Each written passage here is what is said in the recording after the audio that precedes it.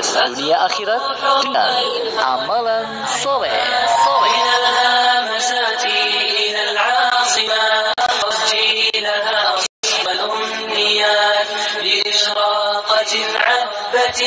Bismillahirrahmanirrahim. Assalamualaikum warahmatullahi wabarakatuh. Alhamdulillahilladzi hadana lihadza wa ma kunna linahtadiya laula an hadana Allah. Wassalatu wassalamu ala Rasulillah wa ala alihi wa sahbihi wa man tabi'ahum bi ihsanin ila yaumil qiyamah, amma ba'd. Pendengar yang dirahmati Allah Subhanahu wa taala, harta yang dimiliki seorang itu ada 3 macam, yaitu apa yang dia makan kemudian dia habiskan, kemudian apa yang dia pakai kemudian usang, dan apa yang dia infakkan kemudian dia mendapatkan pahala, dan apa yang selain itu akan hilang dan ia tinggalkan untuk ahli warisnya. Sungguh sangat merugi di akhirat kelak jika seorang hamba sewaktu di dunia menumpuk-numpuk kekayaan dengan bekerja keras di waktu siang dan malam, namun dia enggan menginfakkan hartanya fi sabilillah pada sarana-sarana yang kebaikan bagi umat ini. Dia lalai, dia terbuai, terpedaya dengan keindahan dan manisnya harta benda. Sungguh, dia akan menemui penyesalan yang tiada tara pada hari kiamat kelak. Allah Subhanahu wa ta'ala berfirman, menegaskan di dalam surat Al-Munafiqun ayat ke-10. A'udzu billahi as-sami'il 'alim minasyaitonir rajim. Wa anfiqu mimma razaqnakum min qabli ay ya'tiya ahadukumul maut fayaqula rabbi laula akhartani ila ajalin qarib fa'asaddaqa wa akum minas salihin.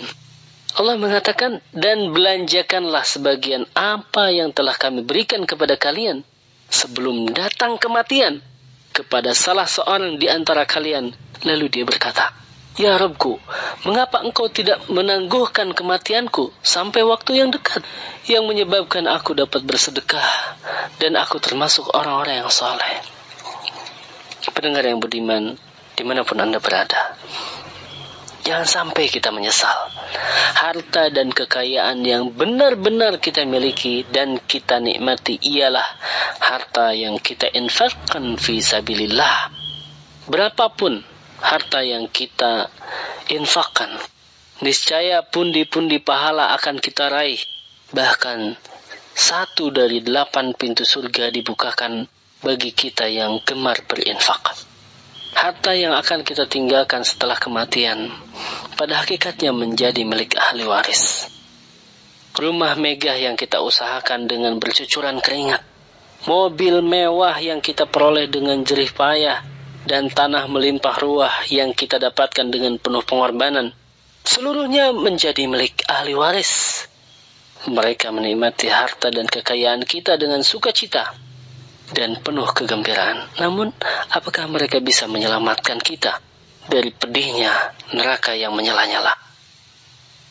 Ingatlah apa yang disampaikan oleh Rasulullah SAW dalam riwayat Imam Bukhari. Beliau mengatakan, adakah di antara kalian yang lebih mencintai harta untuk ahli warisnya daripada harta sendiri? Para sahabat menjawab, wahai Rasulullah, tidak ada seorang pun di antara kami kecuali yang lebih mencintai daripada hartanya sendiri. Beliau mengatakan, sesungguhnya harta yang sebenarnya adalah yang diinfakkan, sedangkan harta yang untuk ahli waris adalah yang dia tinggalkan. Pendengar yang budiman, berinfaklah. Berinfaklah wahai anak Adam, niscaya Allah akan memberimu ganti.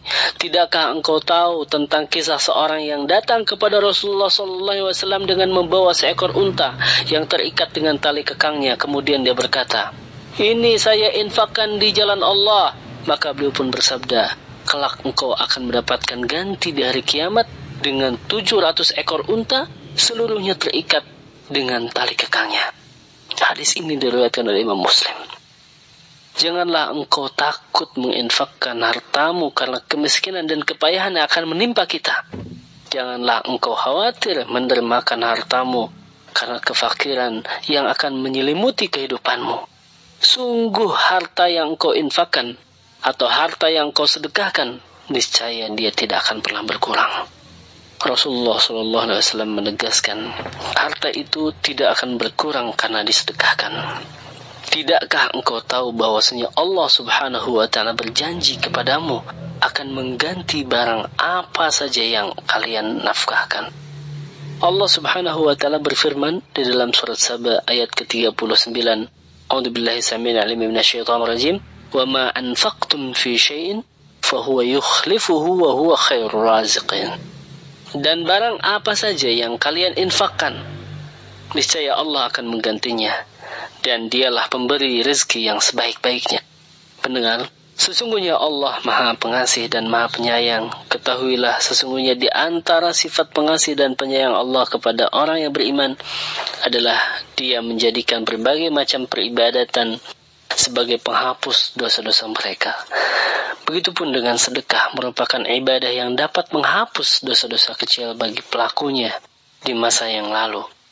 Diriwayatkan oleh Imam Bukhari dan Imam Muslim bahwasanya Rasulullah SAW bersabda, "Fitnatur rajuli fi ahlihi wa malihi wa nafsihi wa waladihi wa jarihi yukaffiruha as-siyamu was-salatu was-sadaqah wal amru bil ma'rufi wan nahyu 'anil munkar."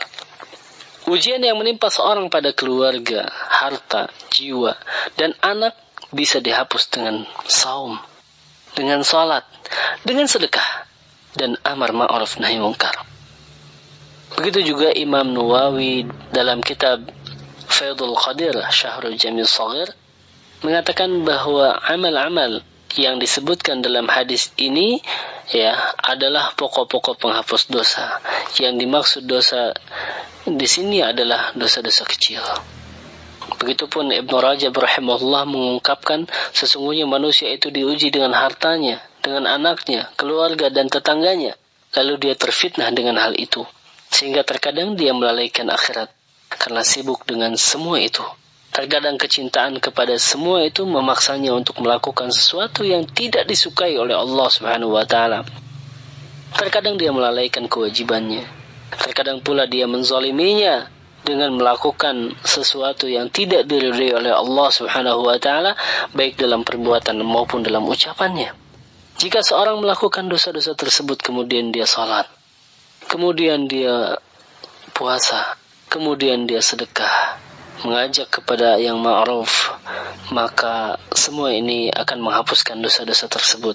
Seseorang yang melakukan keburukan lantas melakukan kebaikan untuk menutup keburukan itu, maka itulah bukti nyata keimanannya. Pendengar yang budiman, dari pembahasan yang telah kita uraikan, maka kita dapat memahami bahwa sedekah merupakan amalan penghapus dosa-dosa kecil kita. Marilah kita gemar bersedekah, sehingga dosa-dosa yang kita perbuat di masa lalu dihapuskan oleh Allah Subhanahu wa ta'ala. Wallahu a'lam. Wassalamualaikum warahmatullahi wabarakatuh.